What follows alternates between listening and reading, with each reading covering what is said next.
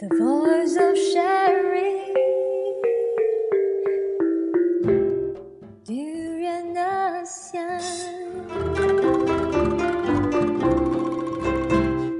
Hello everyone, good morning. You're with Gowri on Durian ASEAN. Today it's a beautiful Tuesday morning and it's the 1st of July and it's sharp 8 o'clock now. So the thing about today, a little something that I would like to share with you. It's actually a National Chicken Wing Day. So if you're a fan of hot wings, chicken wings, today is the day to go spoil yourself, get yourself a treat.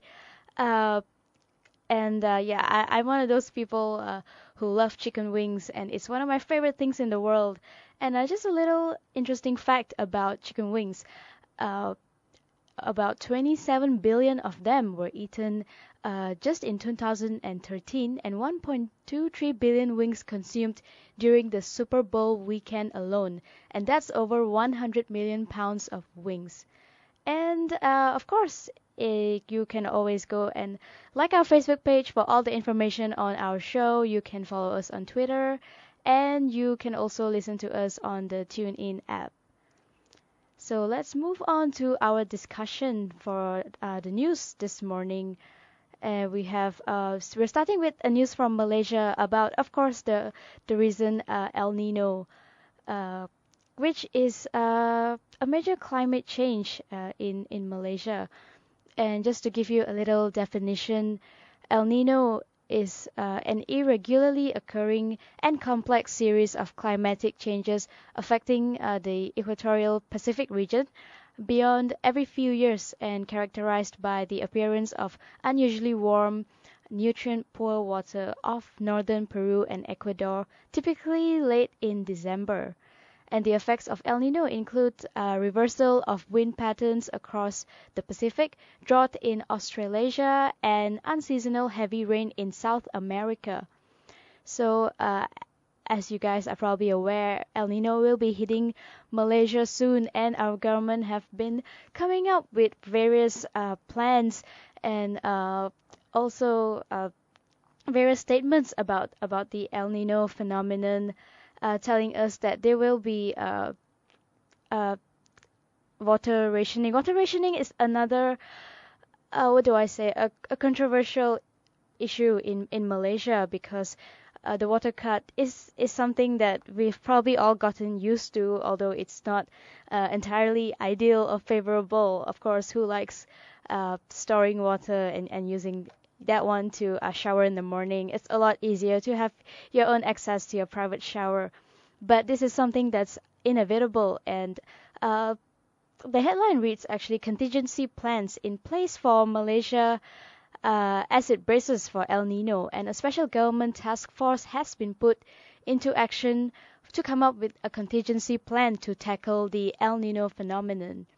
And the committee also warned that the current erratic weather patterns could last to up to a year, as several short and medium-term preparations are being executed at the moment for the improvement of the irrigation systems, management of farms, drought-resistant crops, as well as diversifying source of income for farmers and fishermen, said the committee. And water supply contingency plans will be activated if the levels of reservoirs fall to a critical position. And the interesting part here is that he also said that water rationing will be the last resort. And I think that's an interesting way to put it because I think we reported yesterday that the government reported that water rationing is something that's inevitable. It's something that they're gonna have to do because they don't really have an alternative source of water to channel to housing areas, to industrialized areas and all. But today it says that water rationing will be the last resort. Whatever it is, we will just have to brace ourselves for the coming of El Nino and make sure that you have enough supply of water for your daily activities. Moving on to still in Malaysia, moving on to about the UN professor who resigns following orders from Education Ministry. So here's the story of a UN professor who was asked to resign or he would be removed from the office because he conducted a poll on the national politics, the national Malaysian politics actually. So his name is Professor Dato Dr. Muhammad Rizwan Otman, and he apparently conducted an independent survey on the Malaysian politics and has been asked to quit as the director of University Malaya's Center for Democracy and Elections, or UMCDEL, by the Education Ministry. And the sources told Malaysian Insider that he was not only ordered to leave as director, but his tenure as dean of the Faculty of Arts and Social Sciences was also not renewed. It was deliberately withheld.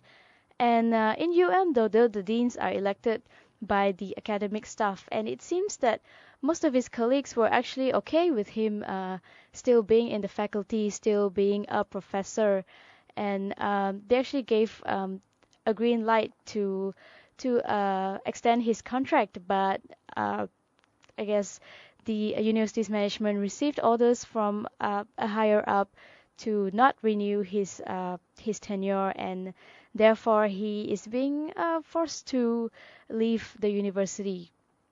And the university has also given the excuse that Rizwan will retire next year anyway, and that is why his tenure as the dean will not be renewed. And however, it is Rizwan's work at UMCDEL which appears to have sealed his fate at the university. It was learned that over the last few years, UMCDEL has irked Putrajaya with various survey findings on Malaysian politics, which had shown the ruling Barisan Nasional in a bad light. And also one survey that he conducted was said to have rattled Barisan Nasional, and that was conducted during the run-up to the 2013 general election, where findings had showed that Prime Minister Datuk Seri Najib Razak trailed his political foe, Datuk Seri Anwar Ibrahim.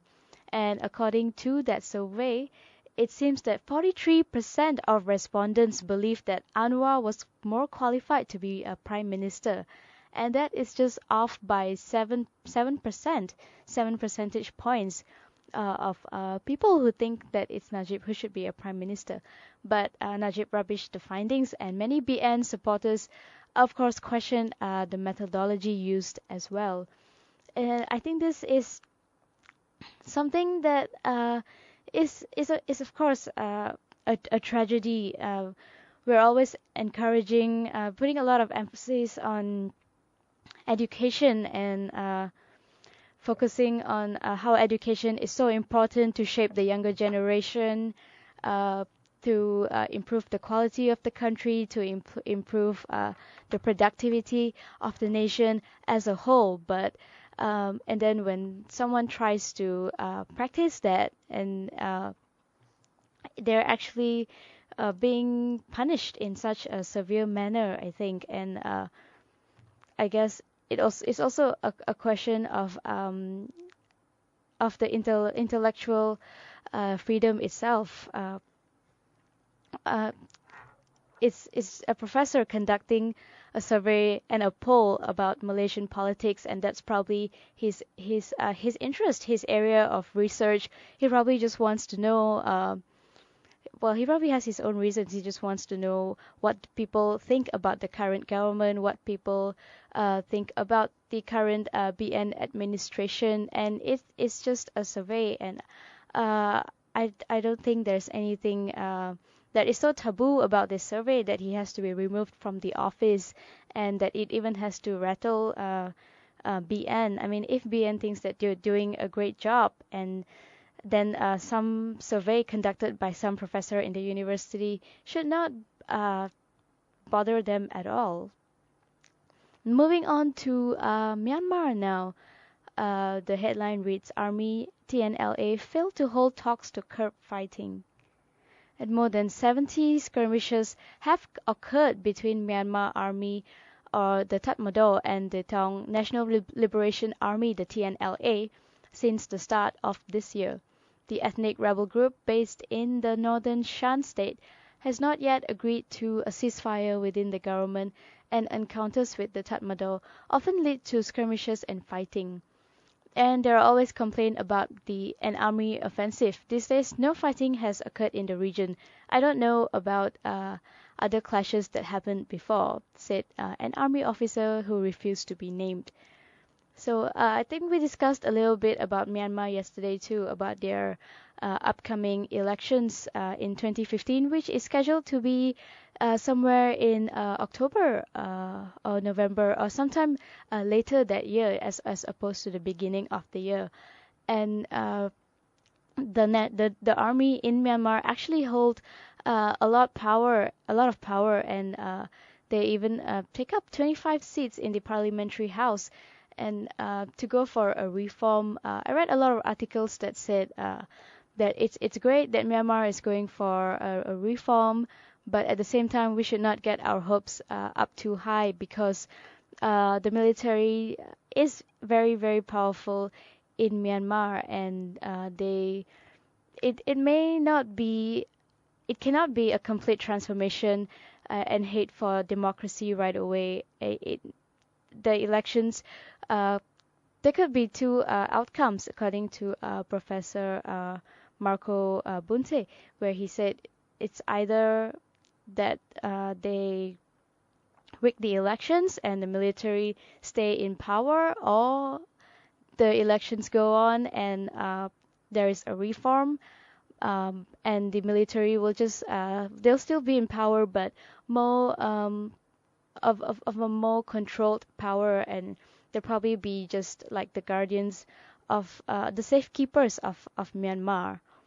And these all these little conflicts have been going on in Myanmar for a very long time, and even their first constitution took nearly 15 years uh, to come together, to put together, and we really hope that they will sort things out quickly, and hopefully they're ready for their 2015 elections for the reformation that they're hoping about, and hopefully things work out well for them. And let's move on to Thailand now. So there's been this news where hundreds and thousands of Cambodian workers flee Thailand because they felt unsafe and they felt like the military was going to aim them next since the coup began. And a lot of them went back to Cambodia. They felt unsafe. They felt threatened. They left all their business, whatever it is that they were working on, and they fled back to their country.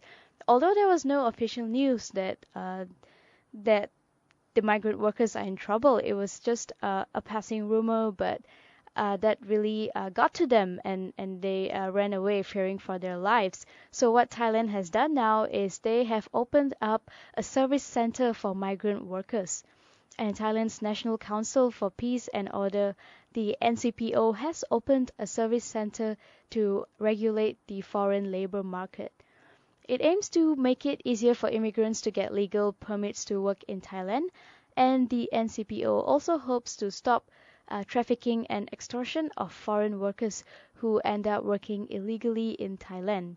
And similar centers will be opened in other coastal provinces on July 7 and the rest of the country by mid-month.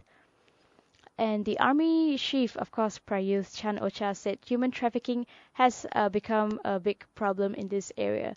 So there are two things that I would like to address here. And one of the things is, like I mentioned earlier, of course, the Cambodia migrant workers who actually contribute a lot to the Thai economy because they are in charge of all the farming and agricultural industry. So when hundreds and thousands of them just flee the country like that, it can really hurt the economy. It can even the sudden change, the sudden drastic change in number could even have a huge impact on the food and farming industry in Thailand. So I think it's a really good move. It's a very smart move to come up with an open service center for migrant workers, because now they don't have to just let a rumor freak them out and flee the country. They know that there's this place that they can go to for advice, someone who can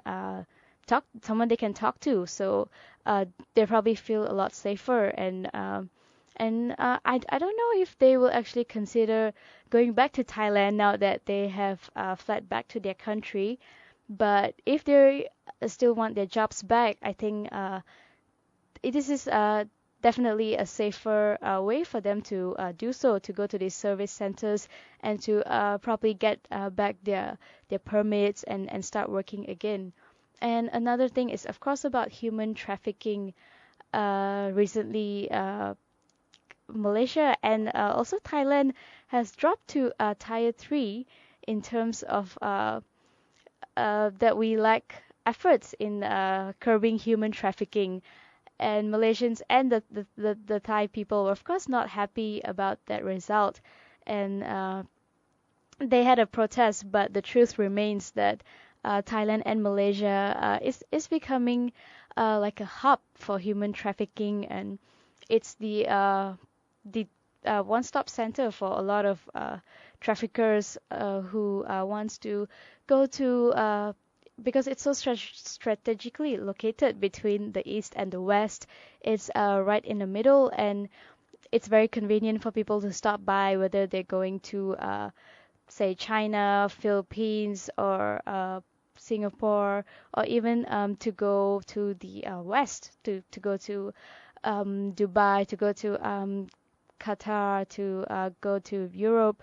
And I think this is another thing that the Thai people should address now that they've come out with a solution for their migrant workers. The next step could probably be to come up with a solution for the human trafficking problem in Thailand, which is getting very rife.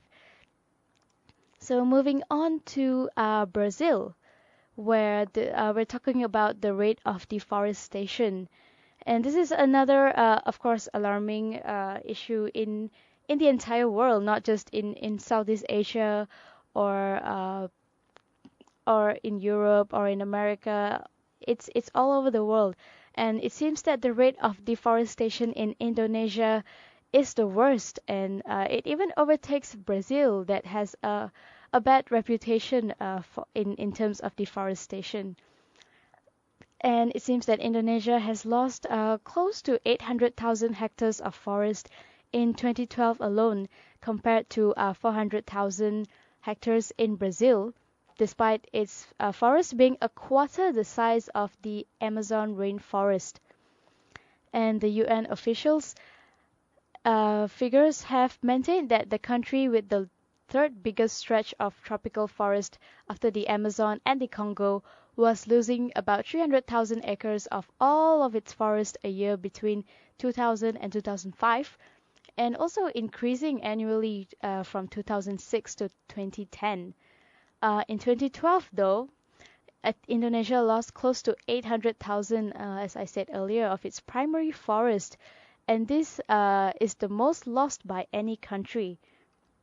So deforestation is a very serious problem, and well, there have been, of course, a lot of efforts to curb this problem, but it's still not quite producing any results. And the figures in Indonesia, the new figures are actually insignificant because Indonesia is the world's third largest producer of greenhouse gases behind China and the US, with 85% of its emissions coming from forest destruction and degradation. And primary forests also are facing the similar problem with what's happening there. And the figures, as it's reported here, is also embarrassing because they suggest that a 2011 moratorium on granting new licenses for clearing or logging primary forest and carbon-rich peatlands could have been a driver for deforestation. So since the elections and all is coming up, this could be something that the candidates can look at to improve about Indonesia. Uh, of course, we do know that trees are important for us. They, of course, give us oxygen, which is very, very vital to sustain life. And There is also a lot of efforts on recycling papers, especially because we want to stop to cut down on deforestation, and of course also a lot of plant a tree efforts that's been happening. I don't know about Indonesia, but that's what's been happening in Malaysia, in other places of the world. So I think that's definitely something that they can look at and start working on. And let's move on to Brunei. So, several non-halal restaurants were allegedly raided by authorities yesterday for illegally serving foods to daytime customers during Ramadan, according to an unverified text message that went on social media, as reported by BT.com. And it's also alleged that customers eating breakfast were asked to leave while the popular eateries were ordered to close, as it is against the law for any restaurants to serve food to customers during the daytime throughout the fasting month. And when approached by the Brunei Times, employees at the non-halal restaurants denied that that the raids had taken place. We had to tell them that no such thing happened, she explained, adding that they remain open for business as usual. So, yeah, about that, I would like to wish happy Ramadan and fasting period to all the listeners, all the Muslim listeners in Malaysia, all over Southeast Asia, or all over the world for that matter.